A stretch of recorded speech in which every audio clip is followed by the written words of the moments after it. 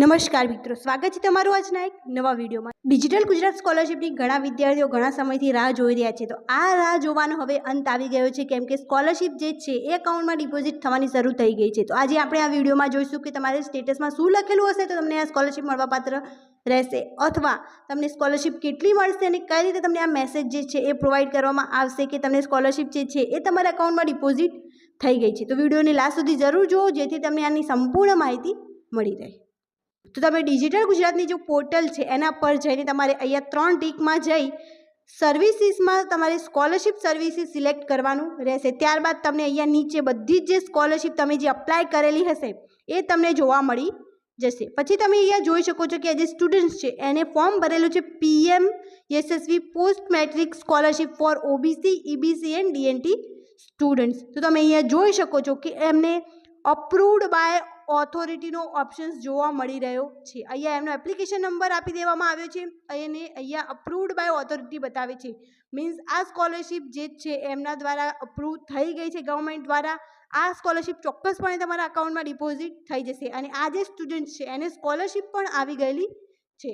તો આના વિડીયોના લાસ્ટમાં આપણે જોઈશું કે એને કેટલી સ્કોલરશિપ આવેલી છે અને ક્યારે આવેલી છે તે। પછી અહીંયા નીચે જોઈ શકો છો કે એમને બીજી એપ્લિકેશન ફિલ કરેલી છે, પરંતુ એની અંદર અમને રિજેક્ટ બતાવે છે, application close or cancel by citizen, means એમને ખુદ જ આ સ્કોલરશિપનું જે ફોર્મ છે એ કેન્સલ કરી દીધું છે। તો આનો મતલબ એમને સ્કોલરશિપ પ્રોવાઈડ કરવામાં નહીં આવે।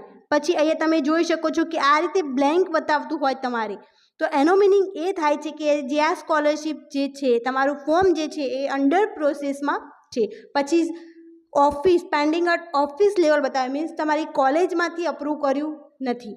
પછી આ રીતે જ્યારે તમને અપ્રૂવડ બાય ઓથોરિટી બતાવશે ત્યારે જ તમારી સ્કોલરશિપ જે છે એ તમારા અકાઉન્ટમાં ડિપોઝિટ થઈ જશે।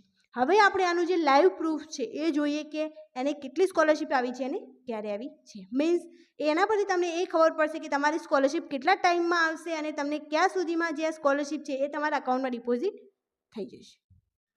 તમે અહીંયા જોઈ શકો છો કે એમને ટેક્સ્ટ મેસેજ આવેલો છે કે એમની સ્કોલરશિપ છે એ એમના અકાઉન્ટમાં ડિપોઝિટ થઈ ગઈ છે અને આ મેસેજ આવેલો છે 11:04 અને આની અંદર લખેલું છે કે dear customer, DBT government payment of ₹13,000 credited to your account, means આની અંદર અલગ અલગ વિદ્યાર્થીઓને અલગ અલગ સ્કોલરશિપ પ્રોવાઈડ કરવામાં આવે છે। આ સ્કોલરશિપ કેટેગરીના હિસાબથી, પછી તમે કયા કોર્સમાં અભ્યાસ કરી રહ્યા છો એના પ્રમાણે તમને આ સ્કોલરશિપ જે છે એ પૂરી પાડવામાં આવી રહી છે। ટુ યોર અકાઉન્ટ નંબર, પછી અકાઉન્ટ નંબર અહીંયા આપેલો હોય છે અને એના પછી એમને ડેટ લખેલી છે કે 29 માર્ચ 2024ના રોજ આ સ્કોલરશિપ જે છે એ એમના અકાઉન્ટમાં ડિપોઝિટ થઈ ગઈ છે। તો હવે ટૂંક જ સમયમાં જે લોકોએ પ્રોપર રીતે ફોર્મ ફિલ કરેલા છે એમને આ સ્કોલરશિપ જે છે એ ડિપોઝિટ થવાનું શરૂ થઈ જશે। તો આ વિડીયો વધુથી વધુ તમારા ફ્રેન્ડને શેર કરો, જેથી એમને પણ આની ઇન્ફોર્મેશન મળી રહે અને એમને પણ આ સ્કોલરશિપ જે છે એ જ્યારે ડિપોઝિટ થાય ત્યારે એમને પણ ખબર પડે કે હા મારી સ્કોલરશિપ આવી ગઈ છે, અથવા તો એમને